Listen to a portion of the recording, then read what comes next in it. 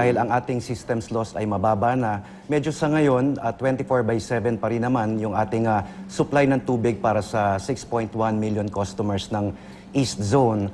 Pero ito ay, kumbaga, minomonitor na ito weekly ng National Water Resources Board kasama ang PAG-ASA, ang konsesyonaryo at ang MWSS kung kailangan bang magbawas pa ng alokasyon. Kasi nung nakaraang Biyernes, from 33 cubic meters per second, nagbawas ng 32. Naging 32 cubic meters per second na lang. Ano yung mga sineserbisyohan yung lugar, Jeric? Ang siniserbisyuhan natin ay yung mga bahagi ng Quezon City, kabilang na yung mga project areas, no? 2, 3, 4, 6.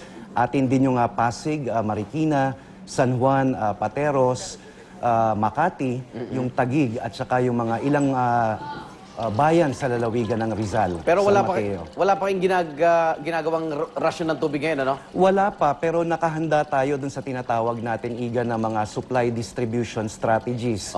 Hindi naman mawawala ng tubig, pero kung sakaling bumaba pa ng tuluyan yung level ng Angat, maaring magkaroon tayo ng distribution lang. Meron yung lugar na 13 to 23 hours ang supply, merong 12 hours, pero available ang tubig during peak hours para makapag-ipon yung mga tao. Pero yung hihina yung supply, merong ngay nakikitang lugar? Sa ngayon kasi yung produksyon natin pareho pa rin. Okay, no? pa rin. Pero kung sakasakali nga na magdidiretso ito, nakikita natin na yung unang mga maapektuhan ito ay yung mga elevated areas, no, mga bahagi ng San Mateo at Montalban.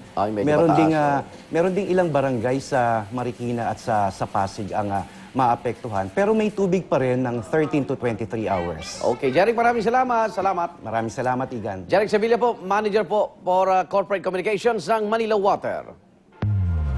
At dahil sa mga pag-ulan, muling nagpaalala ang Department of Health sa mga usong sakit tulad na lang ng dengue at trangkaso. Kabilang po sa mga dapat iwasan ang influenza AH1N1.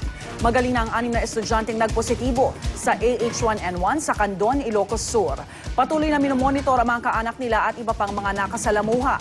Mas nakakabahala naman daw ang pagtaas ng bilang ng dengue ngayong taon na umabot na sa mahigit 25,000 kaso. Mas mataas yan ng 40% kumpara sa parehong panahon noong nakaraang taon.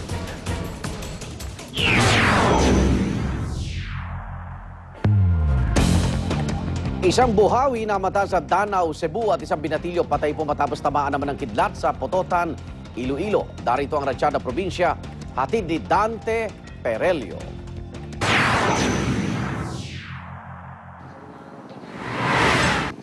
Sa gitna ng palayang ito sa Pototan, Iloilo, nalagutan ng hininga ang 14 na taong gulang na magsasaka na si Michael Legastos. Yan ay matapos siyang tamaan ng kidlat. Nasa gilid umano ng hand tractor ang biktima nang mangyari ang insidente. Punit ang damit at sunog ang batok ng biktima.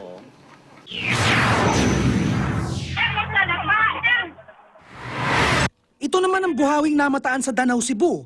Ayon sa PAG-ASA, ang buhawi ay namuong cumulonimbus cloud at posibleng makapaminsala kapag bumagsak sa lupa. Sa kabutihang palad, hindi naman ito naglandfall sa Danau. Para sa unang balita, Dante Perelio, reporting.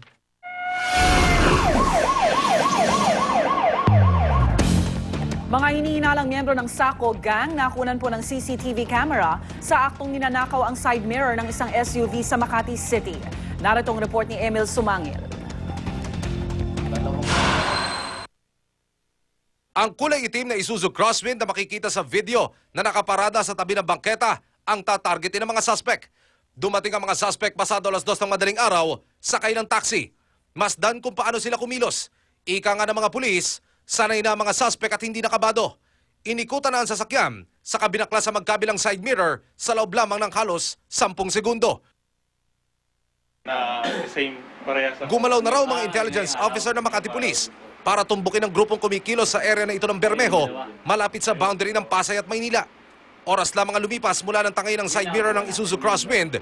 Tinangay naman ng mga karnaper ang kulay maroon na Toyota Vios na ito na nakaparada sa loob ng garahe. Binolt cutter ng mga suspect ang gate ng biktima sa katinangayan sa sakyan. Hindi nakuha ng video ng tangay ng mga suspect ang Toyota Vios dahil walang CCTV camera sa lugar. Pero sa kalapit na bahay, nakuha ng lookout at backup ng grupo nang sila'y tumakas sakay ng 2 motorsiklo. Pawang nakasuot ng helmet at medical mask ang mga suspect. Na-recover ang Toyota Vios sa Pasay, makaraan ng 7 oras. Wala na itong car stereo.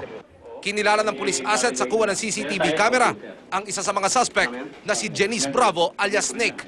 Miyembro raw ng nabuwag na Sako Gang at may warrant of arrest sa mga kasong carnapping, robbery at murder.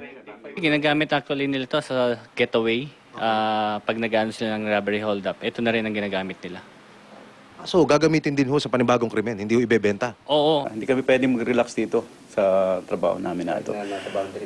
Oo, medyo nakakapiko na rin eh.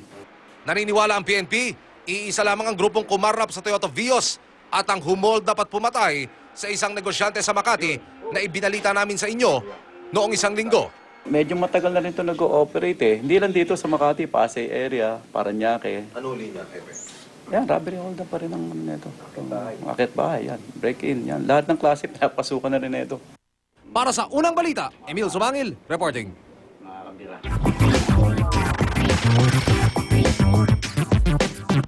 Oras na para sa unang chika. Iatin na ating morning kachikahan na si Luan D. Luan. Thanks, Igan. R&B superstar Usher malaki ang pasasalamat sa kanyang Asian fans.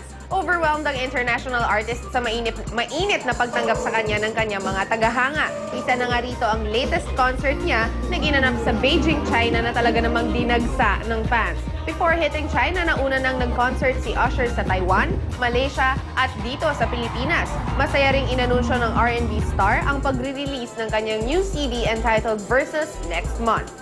Thank you so much for your support. I'm really happy to be here performing for them. Marami pa akong chika mamaya, kaya dyan lang kayo. Mga miyembro ng 2010 World Cup Championship Team, mainit na sinalubong sa kanilang pang-uwi sa Spain. At day pool parties na tila morning version ng nightclubs. Naku, nauuso po ngayon sa Las Vegas. Huwag pa uli, tutok lang sa unang balita.